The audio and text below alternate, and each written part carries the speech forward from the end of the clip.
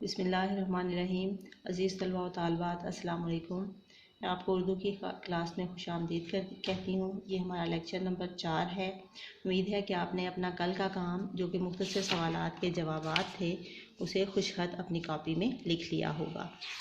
آئیے اب دیکھیں، یہ سوال نمبر 5 ہے جس میں پوچھا گیا ہے کہ آپ ہجرت نبی کا خلاصہ تحریر کریں، اور سوال نمبر اس کے ساتھ ساتھ 9 جس میں یہ سوال ہے کہ درجہ الاقتباس کی تشریح سیاق و سباق کے حوالے سے کریں۔ یہ دونوں سوال ہم انشاءاللہ آپ کے اسکول آنے پر کریں گے۔ اب آپ یوں کریں کہ سوال نمبر 6 دیکھیں جس میں درج ذیل الفاظ و تراکیب کا تلفظ اعراب کی مدد سے واضح کریں۔ میں نے آپ کی سہولت کے لیے اعراب لگا دیے ہیں، آپ انہیں اسی طرح سے اپنی کاپی میں خوش خط کر کے لکھ لیں۔ لفظ ہے جی حافظ عالم، وجود اقدس، دارالامان، قبائل، محاصرہ، عداوت، قتل گاہ، بوسہ گاہ خلائق اور فرش گل۔ اگلا سوال ہے سوال نمبر 7، درج ذیل کے معنی لکھیں اور جملوں میں استعمال کریں۔ الفاظ اور معنی میں نے آپ کو بتا دیے ہیں، یہاں وہی والے معنی آ جائیں گے، لیکن آگے آپ نے ان الفاظ کے جملے بنانے ہیں۔ لفظ ہے دعوت حق، یعنی اسلام کی دعوت، حق کی دعوت۔ جملہ بنایا گیا ہے کہ آپ صلی اللہ علیہ وسلم نے کفار مکہ کو دعوت حق دی۔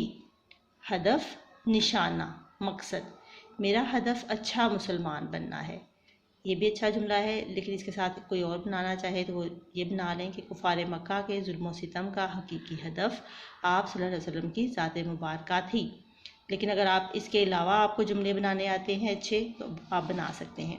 معیوب، معیوب کا مطلب ہے برا جاننا، برا۔ گالی گلوچ بہت معیوب فعل ہے، فعل کہتے ہیں کام کو۔